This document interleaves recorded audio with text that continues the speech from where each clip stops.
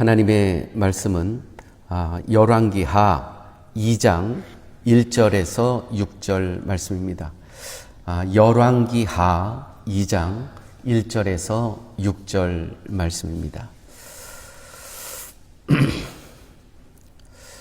여호와께서 회오리 바람으로 엘리야를 하늘로 올리고자 하실 때에 엘리야가 엘리사와 더불어 길갈에서 나가더니 엘리야가 엘리사에게 이르되 청하건대 너는 여기 머물라 여호와께서 나를 베델로 보내시느니라 하니 엘리사가 이르되 여호와께서 살아계신과 당신의 영혼이 살아있음을 두고 맹세하노니 내가 당신을 떠나지 아니하겠나이다 하는지라. 이에 두 사람이 베델로 내려가니 베델에 있는 선지자의 제자들이 엘리사에게로 나와 그에게 이르되 여호와께서 오늘 당신의 선생을 당신의 머리 위로 데려가실 줄을 아시나이까 하니 이르되 나도 또한 아노니 너희는 잠잠하라 하니라. 엘리야가 그에게 이르되 엘리사야 청하건대 너는 여기 머물라 여호와께서 나를 여리고로 보내시느니라.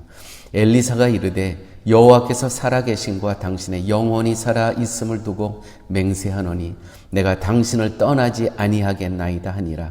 그들이 여리고의 이름에 여리고에 있는 선지자의 제자들이 엘리사에게 나와 이르되 여호와께서 오늘 당신의 선생을 당신의 머리 위로 데려가실 줄을 아시나이까 하니 엘리사가 이르되 나도 아노니 너희는 잠잠하라.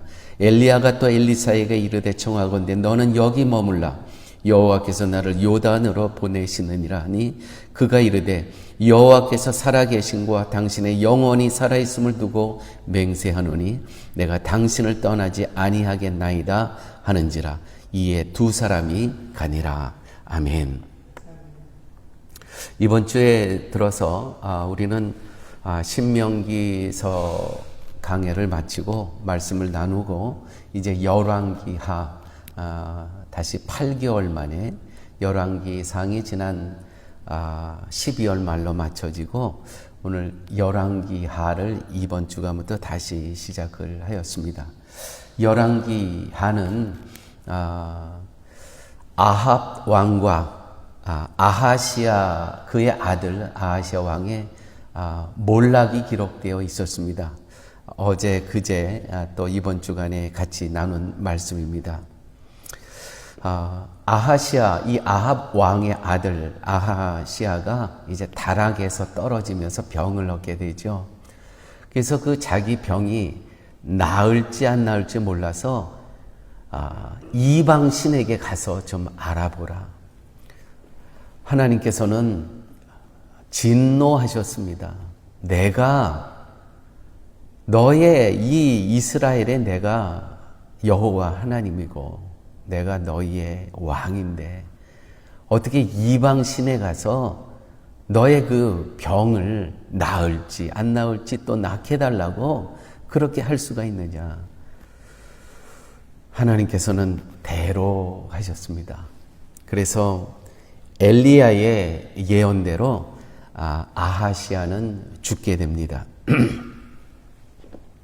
그래서 지난 시간에 이 아하시아 왕을 분명히 죽을 거라고 예언한 엘리야 선지자를 이 아하시아 왕은 50부장과 50명을 보냅니다. 그래서 데리고 오라. 데리고 갔을 때 하나님께서 불을 내리셔서 다 죽게 하죠. 아하시아 왕이 또 보냅니다. 50부장과 그 50명의 군사들을 가서 데려오라는 겁니다. 나를 죽겠다고 예언한 저 엘리야를 데리고 오라고 합니다. 또 찾아가서는 또 하나님께서 불을 내리셔서 다 죽게 하시죠. 또 하나님께서 이 엘리시아는 또 50부장과 또 50명의 군사를 보냅니다. 그랬을 때 이 지혜로운 세 번째 50부장은 우리를 불쌍히 여겨 주시옵소서. 우리에게 긍휼을 베풀어 주시옵소서. 엘리야는 이 세 번째 50부장의 이 겸손하고 지혜 있는 이야기를 듣고 그를 용서하게 됩니다. 사랑하는 여러분, 우리가 이 땅에 살면서 어떤 우리가 하나님 앞에 죄를 짓더라도 회개하는 자는요, 하나님께서 다 용서하신다는 그 교훈이 있는 그러한 말씀이 1장의 말씀이었습니다. 여러분, 우리가 이 땅에 살아가면서 나의 지난 과거, 어떤 것도 관계없습니다. 하나님 앞에 회개하는 자, 무릎 꿇는 자는 하나님께서 용서하지 않을 수가 없다는 것이죠. 그게 아버지의 마음이라는 것입니다. 오늘 2장에 들어와서 엘리야가 이제 하늘로 올라가고 승천하고 엘리사가 그 뒤를 잇는 매우 상징적인 깊은 본문의 말씀이 이제 오늘 기록되어 있습니다. 오늘 말씀, 이게 하늘로 이제 올리워지는 엘리야의 그 사건이 기록되어 있는데, 성경에 죽음을 겪지 않고 승천한 기록이 3개가 있죠. 에녹이 죽음을 경험하지 않았죠. 그 다음에 엘리야 선지자, 그 다음에 예수님이 죽음을 경험하지 않고 하늘로 승천하신 그러한 이야기를 우리는 알고 있습니다. 오늘의 이 본문은 단순한 역사적인 사건의 기록이 아니라 하나님께서 한 시대의 선지자 사역을 마무리하시고 새로운 시대를 여시는 영적인 전환점을 이야기하고 있는 말씀입니다. 엘리야와 엘리사의 여정이 오늘 나오는데, 엘리야는 이제 길갈에서 다시 베델로, 베델에서 여리고로, 여리고에서 요단으로 하나님께서 지명하신 그 장소를 다 찾아갑니다.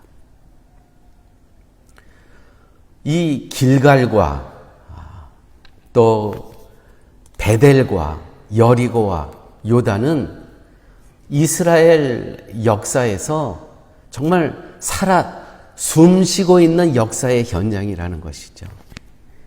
길갈이라는 땅은 여호수아가 이제 요단강을 건너서 제일 먼저 본진을 준비했던 장소가 바로 길갈이라는 것입니다. 거기서 그 가나안 땅을 하나님의 말씀대로 그 땅을 한 점 차지해 나갈 때 가장 먼저 시작한 땅이 길갈이라는 것이죠. 거기서 이제 베델로 갑니다. 베델은 또 어떤 것입니까? 야곱이 그 사닥다리가 하늘에 닿는, 그래서 이 땅을 너에게 주겠다고 하신 그 약속의 땅, 예배의 장소, 베델. 거기서 여리고, 이스라엘의 함성으로 여리고의 성이 무너졌던, 또 거기서 요단강, 이스라엘 백성들이 요단강을 건너서 가나안 땅에 오죠. 이 4곳을 하나님께서 다 지명을 하셨습니다. 너는 여기로 가라, 여기로 가라. 승천하기 전에 그 이스라엘에 아직도 숨쉬고 있는 그 역사의 현장을 다 가게 됩니다. 그런데요, 오늘 본문에 보니까 엘리야는 자기가 기름 부은 선지자 아닙니까? 그 선지자를 자기가 옮길 때마다 너는 여기 머물라고 해요. 너는 여기 머물라. 잠깐 볼까요? 오늘 본문을. 엘리야가 엘리사와 더불어 길갈에서 나아가더니 엘리야가 엘리사에게 이르되 청하건대 너는 여기 머물라. 여호와께서 나를 베델로 보내시느니라 하니 엘리사가 이르되 여호와께서 살아계신과 당신의 영혼의 살아계심을 두고 맹세하노니 내가 당신을 떠나지 아니하겠느니라. 계속해서 베델에 가면 베델에 머물라고 또 합니다. 그러면 엘리사는 나는 결코 그렇게 할 수 없습니다. 당신 가시는 데 끝까지 가겠습니다. 베델에서 여리고로 갑니다. 또 얘기합니다. 엘리야, 너는 여기 머물라. 안 됩니다. 난 끝까지 따라가겠습니다. 나는 요단으로 갈 테니 너는 여리고에 남아라. 아닙니다. 나는 끝까지 따라가겠습니다. 여러분, 이것이 바로 스승과 제자의 관계라는 것이죠. 스승과 제자의 관계. 엘리야는요, 엘리사 제자에게 자유의지와 선택권을 줍니다. 그런데 엘리사는요, 그 자유의지를 거기를 다 가게 되면 피곤하고 힘들고 어떤 일이 일어날 줄 모르는 거야. 그런데 자유의지를 준 그것을 자기의 어떠한 안정과 안락을 위해서 사용하지 않고요. 다 그것을 끝까지 스승과 동행합니다. 승천하는 그 현장까지예요. 여러분, 우리는 이 엘리사와 또 엘리야의 이 관계 속에서 우리는 조금만 피곤하고 내 뜻에 맞지 않으면 이거 분명히 하나님의 일인데 우리는 포기하잖아요. 빛과 소금의 역할이라는 것은 참 힘들고 어렵고 고통이 있고 내게 아무리 자유의지가 있지만 그걸 선택하기가 쉽나요? 엘리사는요, 끝까지 함께 했다는 것이죠. 엘리야에서 또한 엘리사로 하나님의 사역이 이렇게 계승됩니다. 넘어갑니다. 여기에 영적인 의미가 어떤 것이 있을까요? 하나님의 사역은요, 사람에 매이지 않는다는 겁니다. 위대한 엘리야가 떠났지만 이스라엘에게 있어서 엘리야는요, 어떤 사람이냐 하면 그 변화산 사건에서 베드로가 그 변화산 사건에 올라갔는데 거기서 예수님이 누구하고 얘기합니까? 모세하고 엘리하고 이야기하잖아요. 그 변화산 사건에서. 그만큼 이스라엘에 있어서 모세와 엘리야는요, 이거는 이런 영적인 거인이 없었어요. 그 엘리야가 떠났지만 하나님께서 거기서 이스라엘의 역사가 끝난 겁니까? 하나님의 역사는 계속된다는 것이죠. 하나님의 일은요, 특정한 사람에게 제한되지 않고 계속해서 다음 세대로 이어진다는 것입니다. 신앙은요, 하나님의 주권과 섭리 안에 계승된다는 것이죠.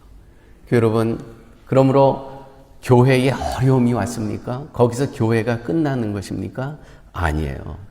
하나님의 주권과 섭리 안에 교회가 있다는 것이죠. 여러분들의 가정도 마찬가지입니다. 우리 가정이 끝날 것과 같은 그러한 상황이 있습니까? 아니에요.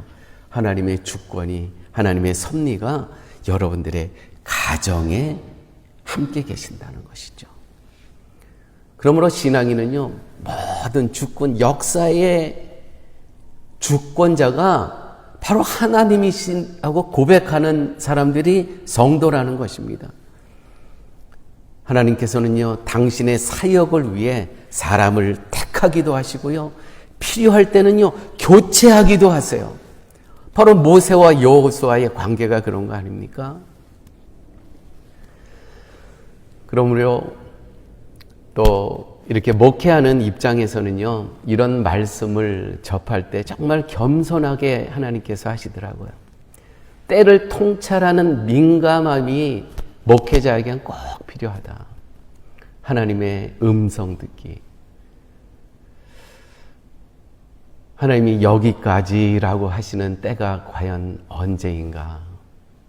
제가 잘 아는 선배 목사님이 계신데 교회도 참 목회를 잘 하셨습니다. 그런데 어느 날 사임을 하셨습니다. 교인들도 다 놀랐습니다. 사임을 하고 떠나신 다음에 제가 들은 이야기는 목사님의 그 사임의 이유가 교인들을 위해서 기도하는데 자기를 힘들게 했던 교인들이 옛날에는 그를 위해서도 기도를 했대요. 그런데 어느 날부터 자기가 그 영혼을 위해서 기도하지 않는 것을 자기가 알게 되었다는 것이죠. 깜짝 놀라셨답니다. 야, 목사가 기도하지 않는 대상이 이 교회에 있다는 걸 알고, 아, 나는 여기까지구나.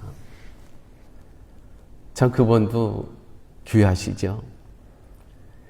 오늘 엘리야에서 엘리사로, 모세에서 여호수아로, 하나님께서는 당신의 사역을 위해 사람을 택하시기도 하시지만 필요할 때 교체하기도 하신다는 것이죠. 그러므로 우리는요, 하나님의 음성 듣기에 민감해야 된다는 것입니다. 언제나 구속사의 주권을 갖고 계시는 분은 여호와 하나님이시라는 것이죠. 거기서 오늘의 말씀 가운데 정말 우리는 겸손해야 된다. 겸손해야 된다. 엘리사에 오늘 계속 너는 여기 머물라 했는데 계속 스승을 쫓아갑니다. 끝까지 따릅니다. 나는 당신을 떠나지 않겠습니다. 2절, 4절, 6절 계속해서 진정한 제자의 자세를 우리는 보게 됩니다. 제자도.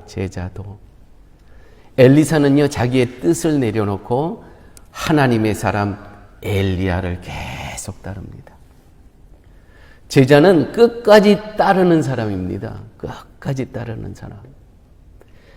엘리사는요, 끝까지 따름으로써 사역을 감당할 준비가 되어 있음을 하나님께 또 엘리야에게 보여주었습니다. 이러한 본문을 통해서 우리는 그리스도를 따르는 제자는 과연 어떠한 존재인가? 우리는 정말 우리 제자 맞는가? 혹시 관중 아닌가? 관중. 열광은 하지만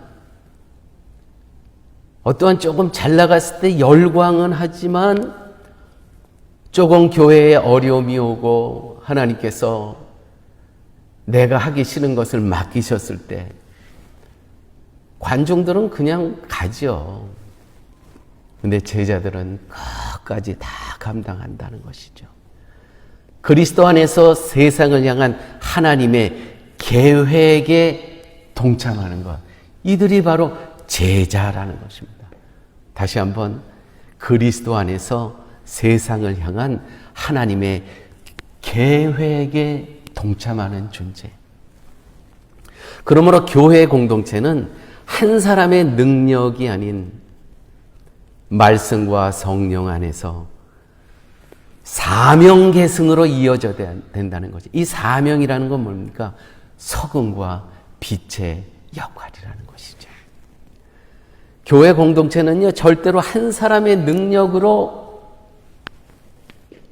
이 교회 공동체가 존재할 수가 없습니다. 목사 한 사람으로, 장로 한 사람으로 어림도 없습니다. 말씀과 성령 안에서 온 공동체가 하나님께서 우리에게 맡겨주신 사명, 소금과 빛의 사명을 계승받는 것. 온 공동체가 함께 가야 된다는 것이죠.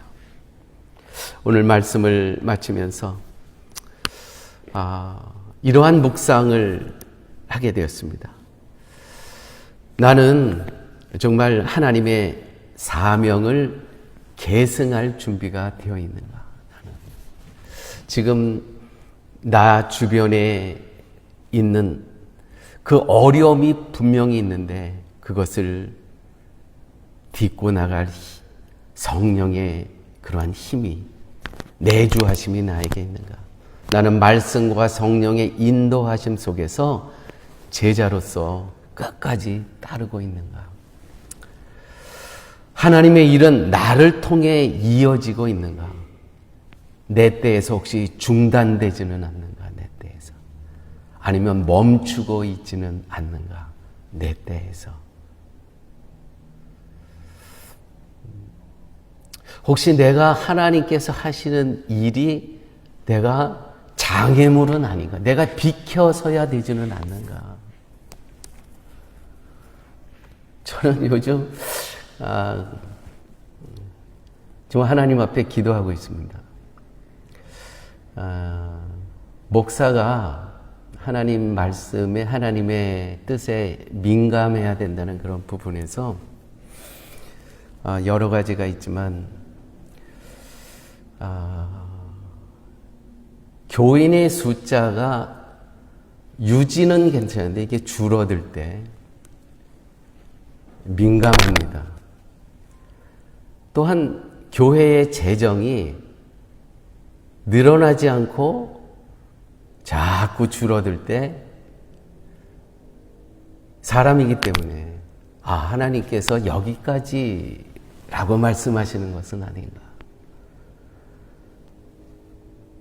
하나님의 일을 나를 통해서 이어져 가야 되는데 내가 멈추게 하고 내가 가로막고 있는 그러한 부분은 없는가. 또한 교회적으로 이게 부교육자가 사실은 필요해요. 근데 교회 안에서 다음 세대를 위한 사역 계승을 준비를 해야 되는데 이 준비가 여러 가지 제약 때문에, 특별히 이런 재정적인 제약 때문에 다음 세대를 준비하는 데에 이게 제약이 됐을 때 참 많은 것을 생각하게 되고 또 기도하게 된다는 것입니다.